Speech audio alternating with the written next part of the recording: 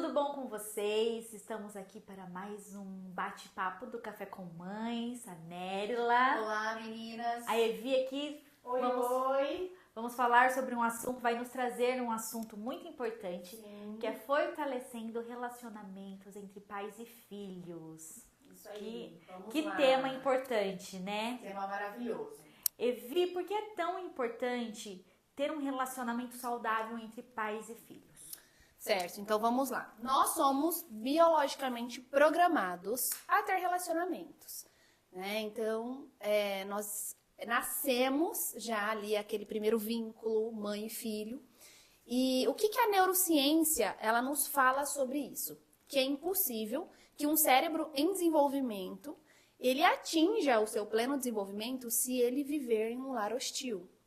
Então, é necessário que a criança ela tenha ali um ambiente, um lar favorável, um ambiente saudável, familiar, para que ela se desenvolva na sua plenitude, vamos falar assim. Né? Então, as nossas relações primárias com os nossos pais, com os nossos cuidadores, professores, são as relações que vão nos moldar como nós seremos como adultos e moldar os nossos relacionamentos futuros.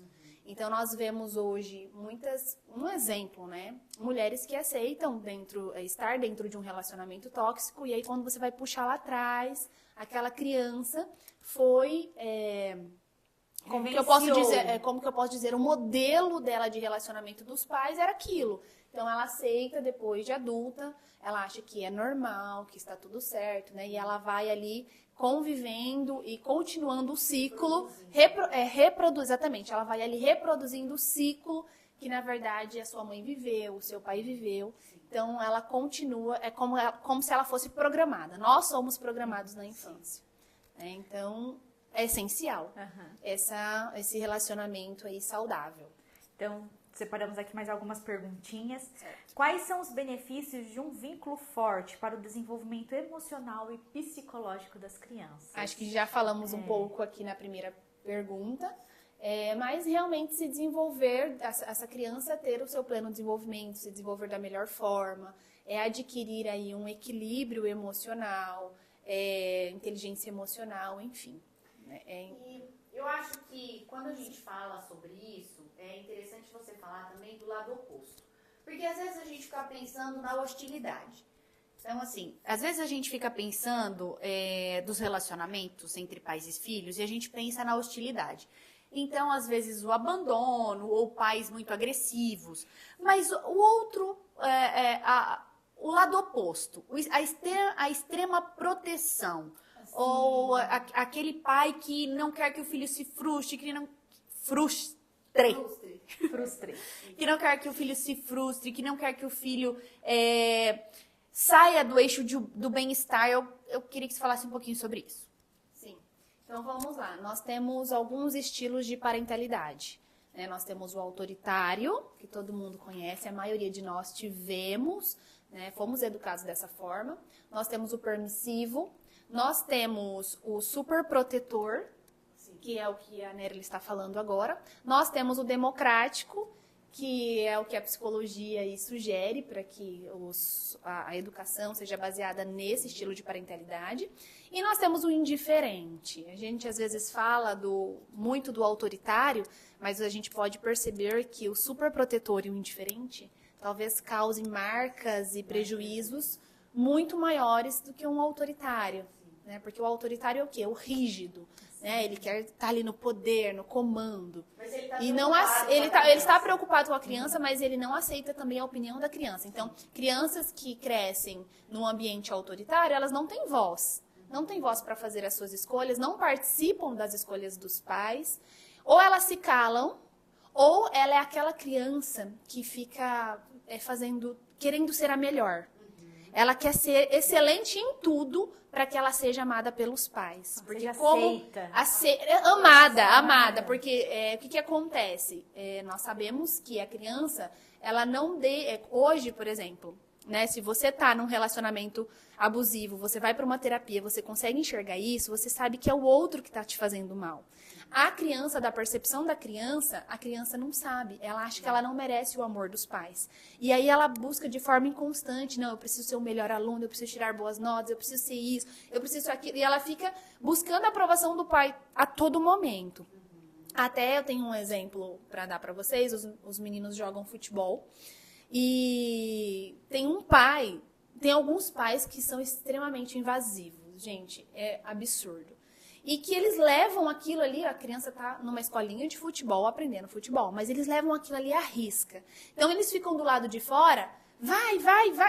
Tá numa escolinha, eles estão aprendendo a jogar futebol. Crianças de 7, né? Crianças de 7, 8 anos. E eles tratam ali como se é a vida da criança, não, ele tem que...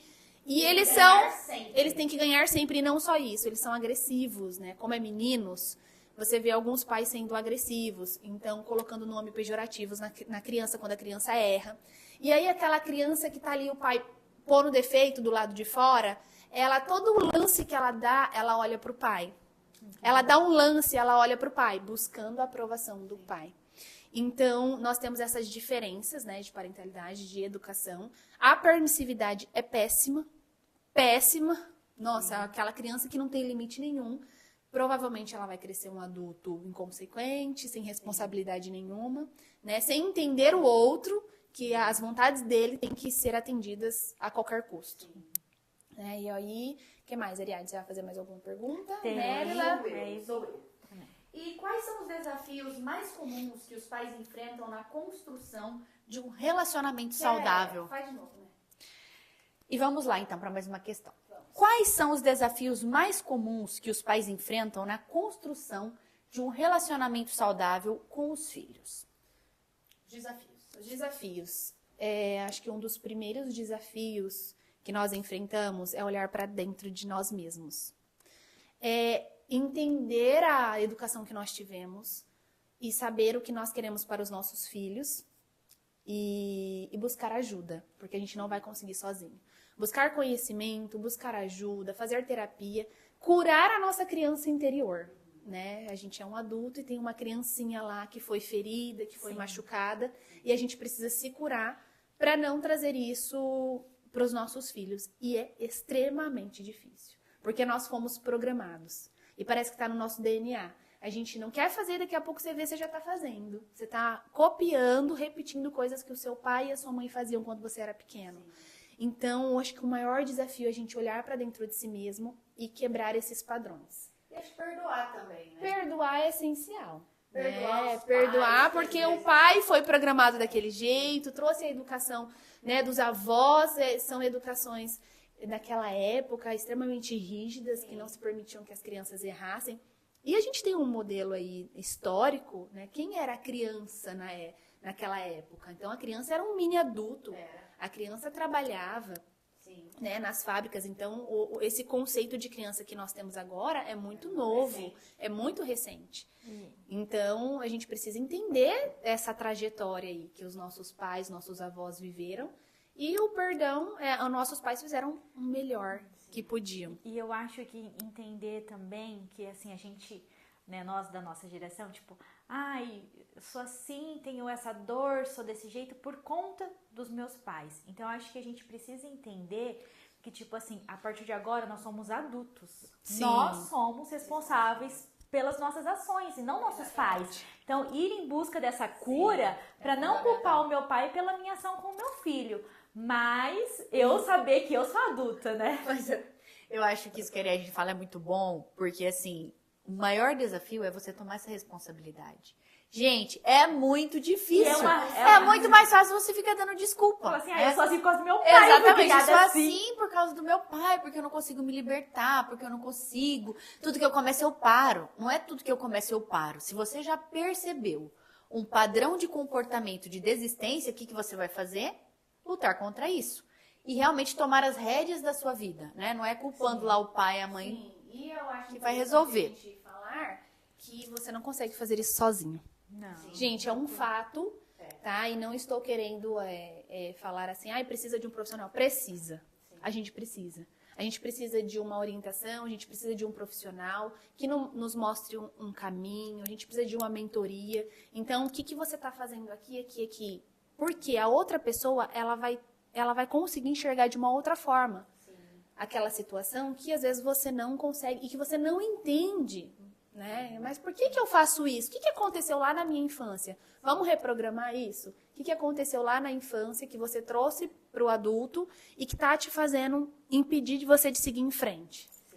Não é? Então você precisa de um profissional, precisa de um auxílio, de uma terapia, enfim, de conhecimento, de estudo. E refletir também sobre si mesmo. Sim. E mostrar para as nossas crianças, para os nossos adolescentes, que a inteligência emocional não se cobra, mas se ensina. Então, se ensina, o que eu estou ensinando, né? Buscando essa melhora em mim. Ele aprende pelo exemplo, né? Sim.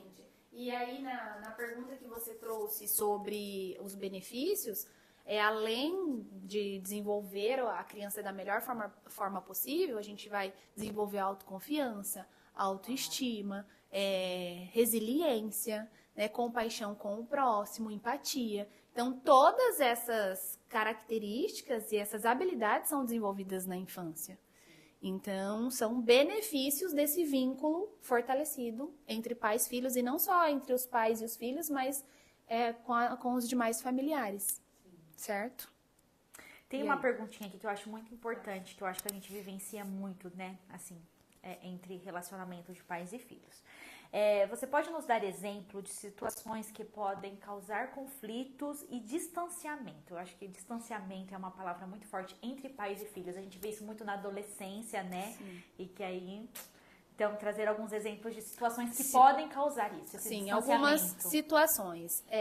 Criar rótulos é um... como eu estava falando do exemplo do menininho ali.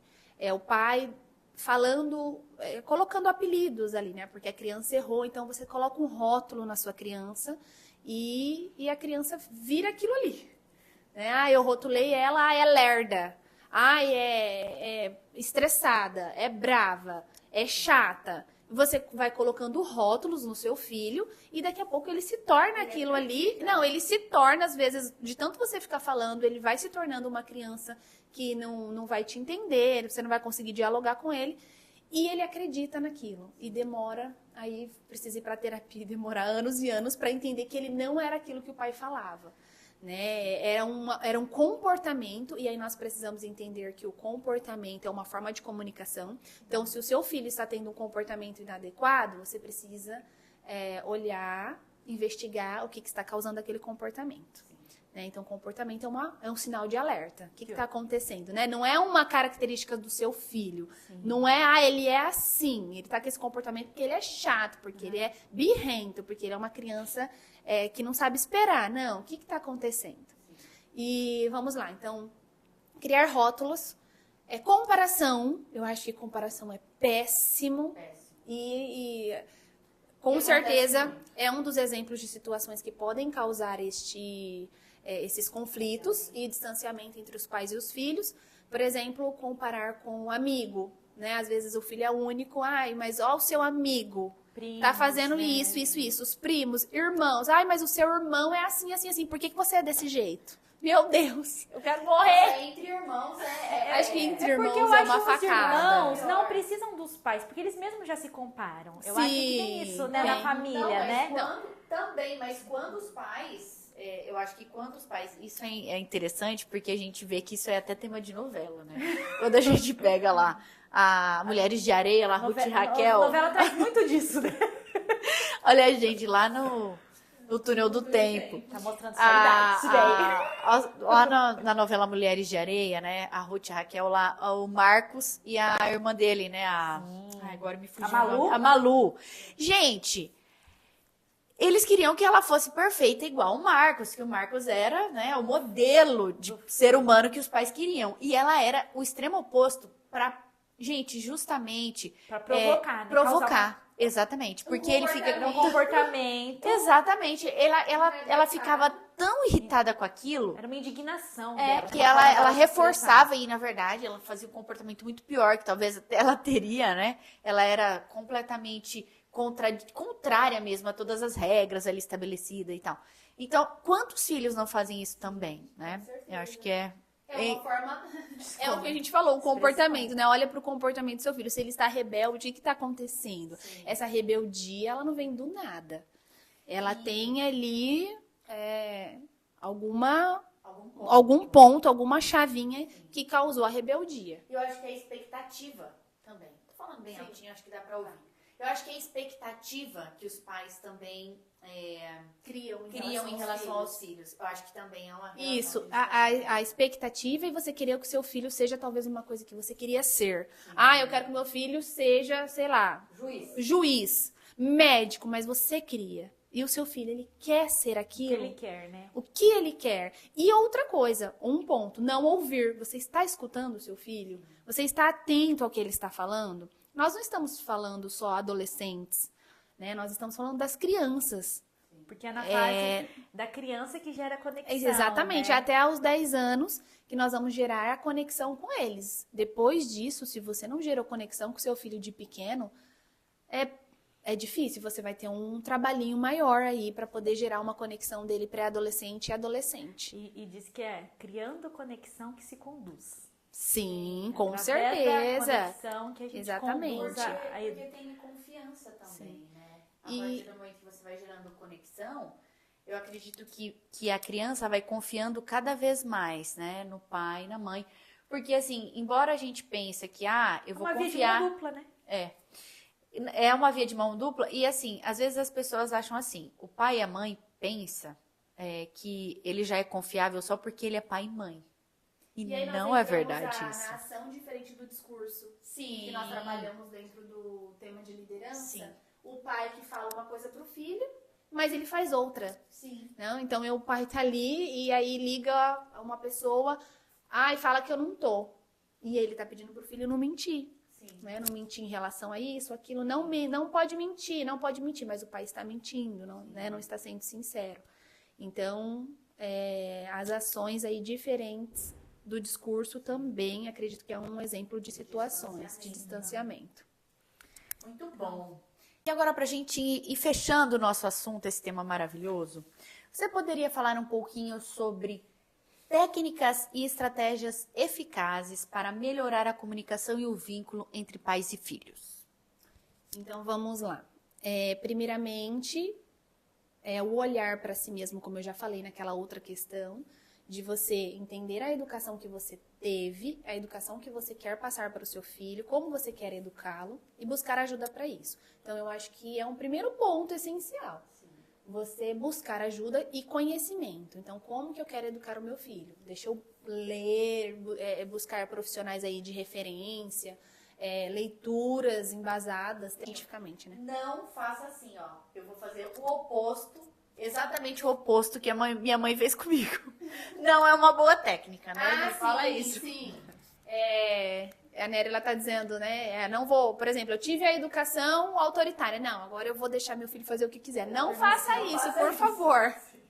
Então, primeiramente, exatamente, entender a educação que eu tive, a educação que eu quero passar para os meus filhos e buscar meios para isso. Porque você sozinho, você vai ficar perdido e aí você pode ir aos extremos, né? Ou ser autoritário, ou ser permissivo demais, enfim. Então, entender isso. Eu amo esse livro do Daniel Siegel e da Tina Payne, O Cérebro da Criança, porque ele traz bastante ferramentas para trabalhar com os pais. O Daniel, ele é um doutor, cientista, neurocientista, né? Ele é neuropsiquiatra. E a Tina, ela é psicoterapeuta. E eles trazem a ciência de uma forma muito didática, muito acessível para os pais, professores, terapeutas. E ele fala conectar e redirecionar. Então, ele explica como que o cérebro funciona, o lado esquerdo, o lado direito. E ele explica que, diante de um comportamento da criança, às vezes a gente precisa identificar. Essa criança, ela está contida pelas emoções, né? Ela está ali devastada, totalmente perdida nas suas emoções. Então, vamos se conectar primeiro para tentar redirecionar. Porque o que a gente faz? E todo mundo aqui, vamos se identificar aqui com isso. O que nós costumamos fazer? Ser lógicos. Então, a criança está ali com aquele problema, você vai querer explicar para o seu filho de uma forma lógica, racional. Não, é assim, assim, assim. Mas ele está tomado pelo lado direito do cérebro dele, que é totalmente regido pelas emoções, ele não vai conseguir raciocinar o que você está falando. Então, primeiro, a gente se conectar com a criança. A criança se sentir enxergada. Ela tem que se sentir importante, que você está ligando para o sentimento dela. Exatamente isso. A gente se conectar com eles emocionalmente e aí, quando ele estiver mais calmo, você redirecionar. Ele traz uma definição de saúde mental tão incrível que eu queria falar para vocês, que é o rio de bem-estar. Então, vamos imaginar que nós estamos descendo um riozinho num campo bem tranquilo, numa canoinha, remando, remando, remando. E aí, de repente, você vai chegando numa das margens do rio. E aí, ele traz de uma forma simbólica que uma das margens se chama o caos. E aí, nessa margem tem ali um redemoinho de águas, que significa as nossas emoções. Quando nós somos tomados pelas nossas emoções, você perde o controle da sua canoa, do seu barquinho, e você fica perdido ali, e aí você tem que voltar para o meio do rio. Na outra margem, é a margem da rigidez. Muitos galhos, muitos juncos ali, a gente enrosca a nossa canoa, e aí a gente é inflexíveis, nós nos tornamos rígidos, não conseguimos ver pela perspectiva do outro, e você fica com a sua canoa ali, enroscada, empacada, não vai para frente, não vai para trás.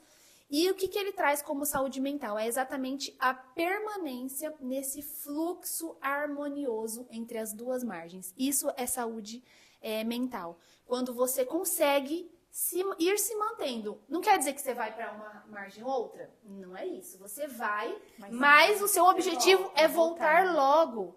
Entendeu? É você... Não, peraí.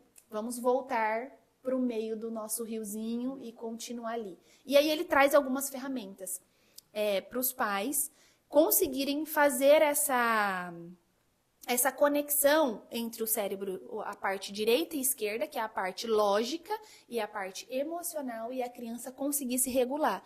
Porque nada mais é do que se regular. Não quer dizer que a gente não vai perder a paciência, não quer dizer que a gente não vai ficar frustrado, não. A gente vai sentir aquilo, mas vai conseguir se regular. Então, eu acho incrível essa definição que ele trouxe de saúde mental, porque realmente, se você está numa margem, ou se você permanece numa das margens, que ou é rigidez ou é o caos, você não tem saúde mental.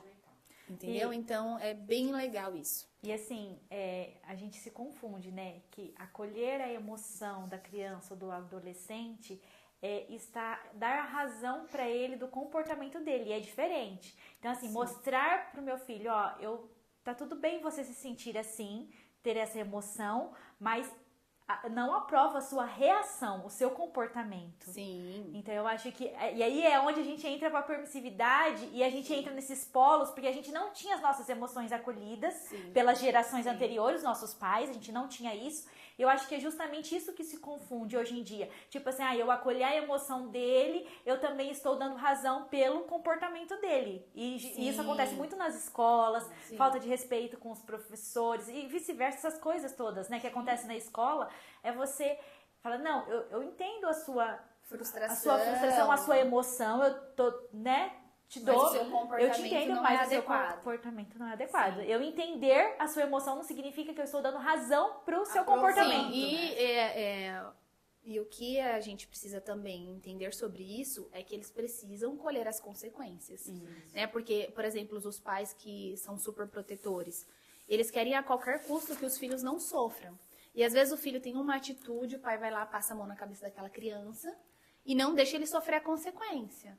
Então, e eu vou falar uma coisa simplíssima aqui, que eu acho que todo pai e toda mãe fez isso, e não é super protetor, mas já fez isso.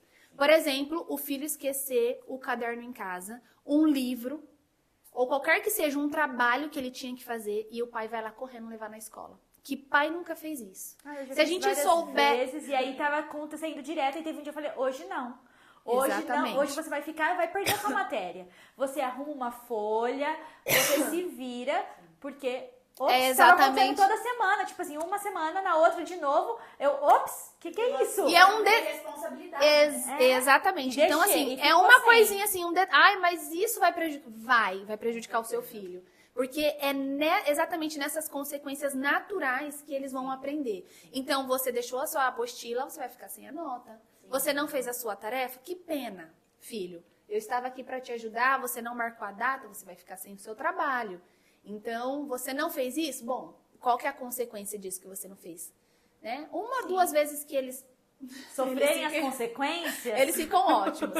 Então, só finalizando as técnicas e estratégias, né? Então, entender, conectar, direcionar, leitura, muita leitura, que esses estudiosos trazem ferramentas riquíssimas para nós, e entender as necessidades das crianças se estão sendo atendidas, né? Vamos falar das menores. Quais são as necessidades básicas? Comer, brincar, se conectar, dormir e repetir.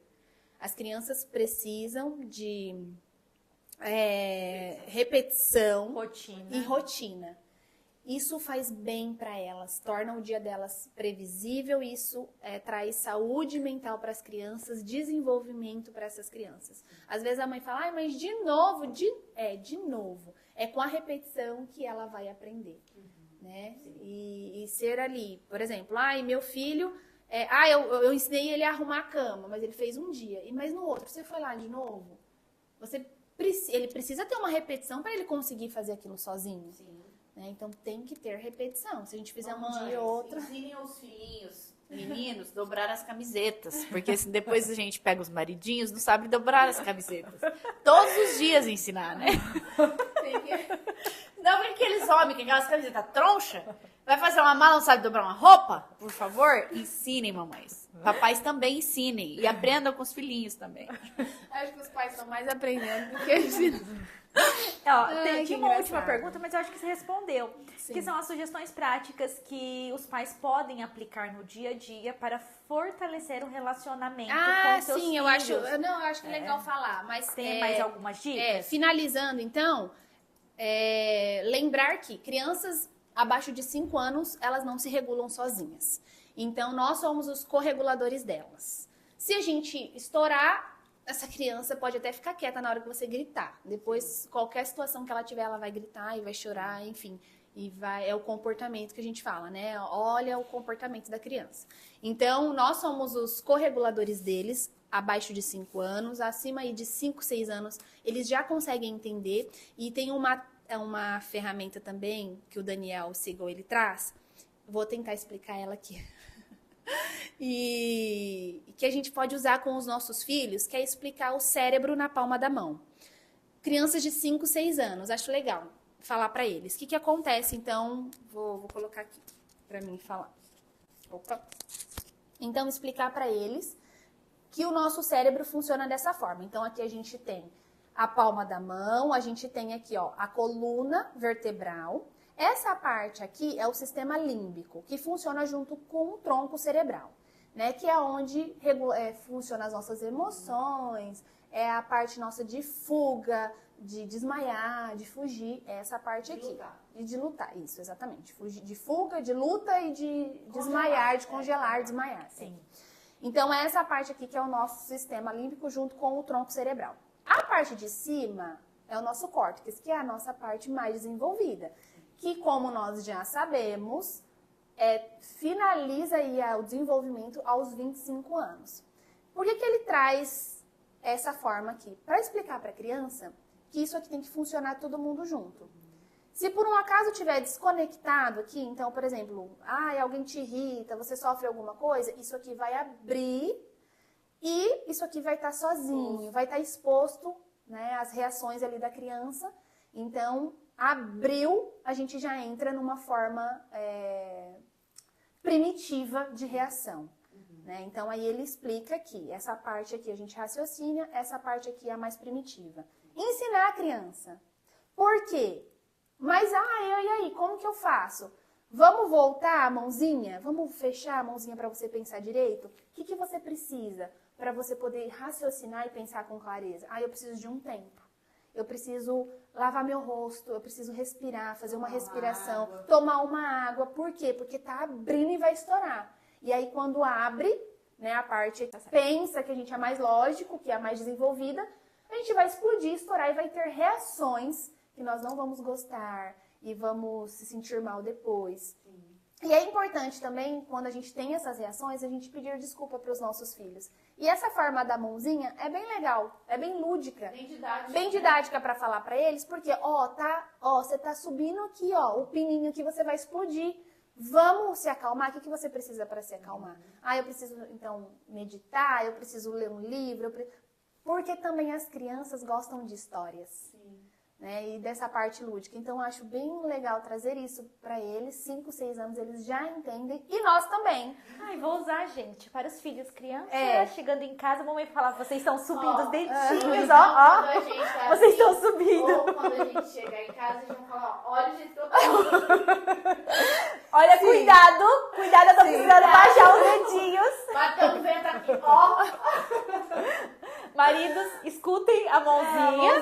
Aí quando a gente chegar e falar, Exatamente. Amei, super lúdico. Super lúdico. E assim, pra a criança... Cuidado.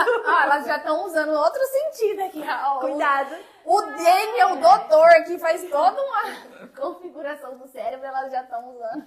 Mas a gente achou muito bom mostrar que o nosso sistema límbico está exposto. Exatamente. E assim, fora do controle. Sim. Então, a gente precisa de algumas ferramentas para tomar esse controle de novo. E o que é mais incrível é que se as crianças conseguem nomear as emoções, porque nós somos analfabetos emocionais. Sim. Somos analfabetos total. Então, você está sentindo aquilo. O que você está sentindo?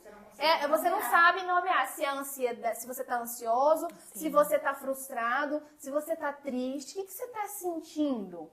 Então, se a criança ela consegue nomear as emoções, ela consegue tomar o controle. Olha que incrível. Ela consegue externalizar o que ela sente e tomar o controle daquilo.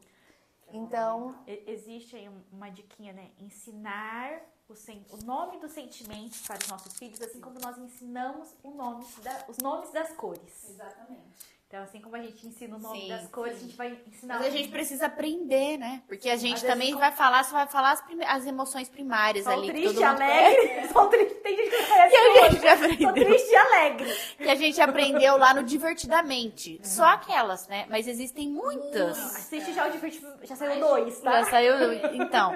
Mas assim, existem muitas. Às vezes a gente está frustrado, às vezes a gente se sente...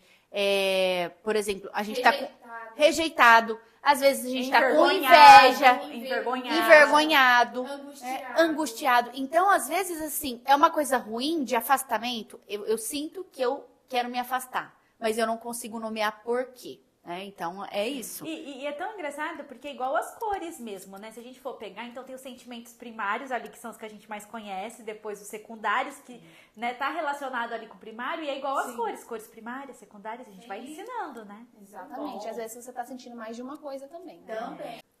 Algumas sugestões práticas que nós podemos fazer com os nossos filhos para fortalecer este vínculo. Brincar. Brincar, ter momentos gostosos com eles, sair, tomar um café, com os adolescentes, ver o que eles gostam de fazer, a gente ter esse momento junto, de família, criar memórias não só criar memórias afetivas, claro, a gente sempre vai buscar rituais com eles, tornar essas memórias aí, fortalecer essas memórias. Então, meu pai vai, todo final de semana a gente vai fazer isso. A criança já fica naquela expectativa de que vai sair com o papai, com a mamãe, vai fazer isso, aquilo. Ouvir os filhos, estar atento ao que eles nos falam, mas realmente ouvir. Então, o que a gente, quando eles saem da escola, a gente pergunta assim, como que foi? Eles vão falar assim, legal. Legal, e gente, tem que ser mais assim, específico, né? O que aconteceu? Aconteceu alguma coisa que te deixou triste, te deixou chateado? Qual que foi a parte mais gostosa da escola hoje? Você vai instigando eles ali. E é tão engraçado que se você tem um filho homem, provavelmente ele vai falar, foi legal. Só isso e básico. Se você não perguntar, ele não vai te falar nada. Se você tem uma menina, ela já vai entrar no carro e já vai começar a contar tudinho o que aconteceu na escola, porque a Elise faz isso. Ela começa a contar tudo o que aconteceu, de todas as formas, e fala, e fala, e fala. E quando é à noite, ela fala antes de dormir, ela vai contar tudo de novo. E os meninos já são mais calados. Sim. Então, acho que para criar conexão com os meninos também é importante. E eu acredito que é isso, gente. Ouvir, estar atento, olho no olho, criar esses vínculos, criar memórias. Eu acho que é isso que Eu a acho que gente também é trouxe. legal a gente contar histórias. Contar nossas histórias. Isso, exatamente. Muito bom. E é uma das ferramentas Pra que o criar Daniel traz. conexão, né? Contar as suas histórias, contar histórias deles pequenos. Sim, eu acho super legal. Eles amam e eles ficam assim, vidrados e perguntando, né? Eu trago algumas histórias de quando eu era criança, e aí eles falam, mas e a tia Ariadne fez isso, isso, isso. Colocaram uma câmera escondida pra saber o que onde tá a vovó, falando. mas aonde que a vovó tava, né? Por que isso, Sim. aquilo, outro? muito E aí legal. eles ficam assim, instigando, né? Mas o que aconteceu? Aí o primo conta uma história lá do primo. Mas ele fez isso, isso, isso. Sim, Eles muito ficam legal. muito Uma curiosos em, maravilha. Muito bom. em saber. Ai, gente, então é Que delicioso, uma né? delícia. Muito bom. Tem uma Criação dos frase que eu filhos. gosto muito, que eu vou deixar aqui pra vocês, pra gente encerrar. Quer falar mais alguma coisa, Vinérila? Acho que já tá Não, vamos bastante. encerrando, tá muito bom. Que é assim, não adianta educar só por amor, mas é preciso estudar as necessidades do ser amado. Perfeito. Então, eu acho que é Maravilhosa. isso. E isso serve tanto pra nós adultos, pra quem aquelas pessoas, né, ali que estamos nos relacionando e vice-versa, né? Com certeza. Porque as necessidades do ser amado são diferentes das nossas, Sim. né? Por isso é tão importante. Então, eu acho Ai, gente, tema maravilhoso. Vamos encerrando, então. Vamos. É isso aí, ficamos por aqui. Curte, compartilha, envia esse vídeo para as pessoas Pras que mamães, você né? ama aí, para as mamães, Sim. papais. Esse foi o nosso papo maravilhoso aqui com a nossa psicopedagoga e especialista em educação emocional, né, Ari? Isso. A Ivy muito maravilhosa. bom. E aí, é isso aí, gente. A gente como profissional, agora a gente como mãe, enfrentamos muitos desafios. Não é fácil educar um filho, né? Educar uma criança. A gente precisa o tempo todo estar aprendendo, se autorregulando. E é isso aí, é um aprendizado para todos. Com certeza. Ficamos por aqui, gente. Um beijo. Um beijo. Fiquem com Deus. E Até até a mais. próxima.